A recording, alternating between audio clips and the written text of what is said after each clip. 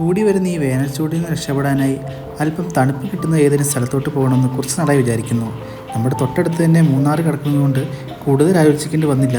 ഒരു ദിവസം രാവിലെ തന്നെ മൂന്നാറിലേക്ക് വെച്ച് പിടിച്ചു. എൻ്റെ തൊട്ടടുത്തുള്ള കൂട്ടുകാരനായ ഇയോൻ്റെ കൂട്ടത്തിലായിരുന്നു ഈ യാത്ര. 2 മൈൽ എന്ന സ്ഥലം കഴിഞ്ഞപ്പോൾ തന്നെ നമുക്ക് മഞ്ഞ് കാണാൻ സാധിച്ചു. കോതമേട് വ്യൂ പോയിൻറ്റിലേക്ക് തിരിയുന്ന ഈ ചെക്ക് ഡാമിൻ്റെ അടുത്തെത്തിയപ്പോഴേക്കും തണുപ്പ് നമ്മളെ വല്ലാതെ പൊതിഞ്ഞു കഴിഞ്ഞിരുന്നു. മൂന്നാറിലെ ഹൈഡൽ പാർക്കിലേക്കുള്ള എൻട്രി പോയിൻ്റാണ് ഇവിടെ കാണാൻ സാധിക്കുന്നത്. ഇവിടുത്തെ തണുപ്പ് എത്രത്തോളം ഉണ്ടെന്ന് പ്രത്യേകിച്ച് പറയേണ്ട കാര്യമില്ലല്ലോ. പക്ഷേ പഴയതുപോലെ ഈ യുക്കാലിപ്സ് മരങ്ങളുടെ ഇടയിലേക്ക് ഇറങ്ങാൻ നമുക്ക് സാധിക്കില്ല. ഇവിടെയൊക്കെ മതിൽ വെച്ച് അവർ ബ്ലോക്ക് ചെയ്ത് കഴിഞ്ഞിരിക്കും. പക്ഷേ എന്തായാലും വന്ന കാര്യം സാധിച്ചു. മൂന്നാറിൻ്റെ തണുപ്പ് അത് നല്ല രീതിയിൽ തന്നെ ആസ്വദിക്കാൻ നമുക്ക് സാധിച്ചു.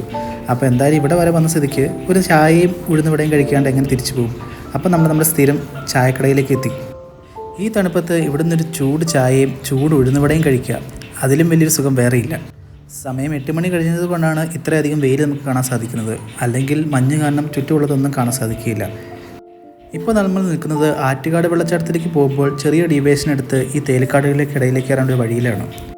ചൂട് ഒരുപാട് കൂടാത്തത് കൊണ്ട് ഇവിടെ നിന്ന് ഈ കാഴ്ചകൾ കാണാൻ നല്ല സുഖമുള്ളൊരു കാര്യം തന്നെയായിരുന്നു.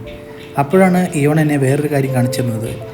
ഈ മൊട്ടക്കുന്ന് പോലെയുള്ള ഈ തേയിലക്കാടുകളുടെ മണ്ടയിലായിട്ട് ഒരു പള്ളി. ഇത്രയും നാളും ഇതിൽ പോയെങ്കിലും ഞാനത് ശ്രദ്ധിച്ചില്ലായിരുന്നു. അതിൻ്റെ നേരെ ഓപ്പോസിറ്റായിട്ട് ഈ മലയിൽ അതിൻ്റെ കുരിശുമലയെ നമുക്ക് കാണാൻ സാധിക്കും. അപ്പോൾ എന്തായാലും ആ പള്ളി വരെ ഒന്ന് പോകാൻ ഞാൻ തീരുമാനിച്ചു. വളരെ നാളുകൾക്ക് മുമ്പ്, അതായത് പണ്ട് തൊട്ടേ ഉള്ളൊരു ചർച്ചാണ് സെൻറ്റ് ആൻസ് ചർച്ച്. ഇയോണാണെങ്കിലും അവൻ്റെ കസിൻ്റെ ഒപ്പം സ്ഥിരം പോയിക്കൊണ്ടിരുന്ന പള്ളിയാണ് ഇത്. ഇതിൻ്റെ തൊട്ടടുത്ത് തന്നെ നമുക്ക് ടാറ്റയുടെ ഒരു ഫാക്ടറിയും കാണാൻ സാധിക്കും. മൂന്നാറിലോട്ടുള്ള ആ റോഡും ഫാക്ടറിയും ആ മലയും എല്ലാം കൂടെ ഒത്തുചേർന്നിട്ടുള്ളൊരു കാഴ്ച വളരെ രസമുള്ളത് തന്നെയായിരുന്നു.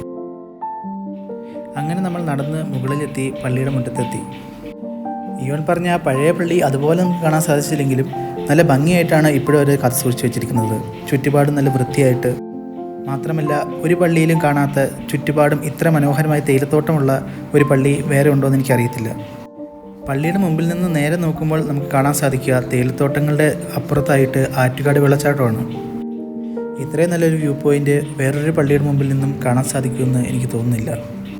ചെറിയൊരു പള്ളിയാണെങ്കിലും ഇതിൻ്റെ മനോഹാരിത കൂടിക്കൂടി വന്നുകൊണ്ടിരിക്കുകയാണ്. വെള്ളച്ചാട്ടത്തിൻ്റെ ഈ വ്യൂ അടുത്ത് കാണാനായി നമ്മൾ മുമ്പോട്ട് കടന്നപ്പോൾ കാണാൻ സാധിച്ചത് അവിടുത്തെ സിമിത്തേരിയാണ്. ചെറുതും വലുതുമായ ഒരുപാട് കല്ലറകൾ അവിടെ കാണാൻ സാധിച്ചു. അങ്ങനെ മൂന്നാറിൽ നിന്ന് തിരിച്ചു വരുമ്പോഴാണ് നമ്മൾ ആനച്ചാലിനിപ്പുറം ഈ ഹോട്ട് എയർ ബലൂണിൻ്റെ റൈഡ് കാണാൻ സാധിച്ചത്.